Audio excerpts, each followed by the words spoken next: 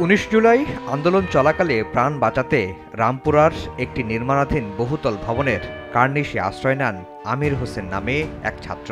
সেখানে ঝুলে থাকা অবস্থায় কাছ থেকে ওই ছাত্রকে গুলি করে পুলিশ, যার ভিডিও ভাইরাল হয় সামাজিক যোগাযোগ মাধ্যমে। তবে ভাগ্যক্রমে বেঁচে যান আমির। গুলি করার অভিযোগে পুলিশের এএসআই চঞ্চল চন্দ্র সরকারকে সোমবার রাতে খাগড়াছড়ির দীঘিনালা থেকে গ্রেফতার করা হয়। মঙ্গলবার হাজির করা হয় আন্তর্জাতিক অপরাধ ট্রাইব্যুনালে।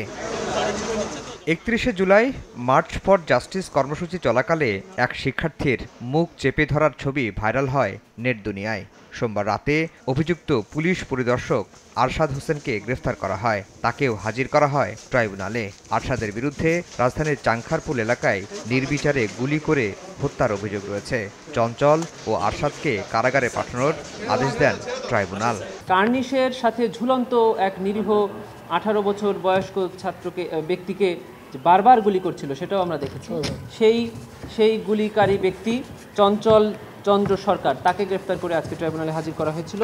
এই মামলার পরবর্তী তারিখ 24 মার্চ 2025। এদিন মিরপুর এলাকায় মানবতাবিরোধী অপরাধে জড়িত থাকার দায়ে পুলিশের এডিসি MM মনিরুল ইসলামকেও কারাগারে পাঠানোর আদেশ দিয়েছেন বিশেষ ট্রাইব্যুনাল। মিরপুর আপনারা জানেন অনেক অকারেন্স হয়েছে। মনিরুল এডিসি হিসেবে তখন directly he was involved in the occurrence. ওই সময় ঘটনার সময় তিনি মিরপুরে এডিসি দায়িত্বে ছিলেন।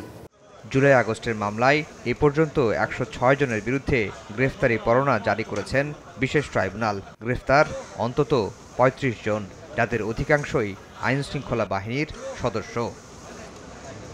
আফজার হোসেন, সময় সংবাদ, ঢাকা।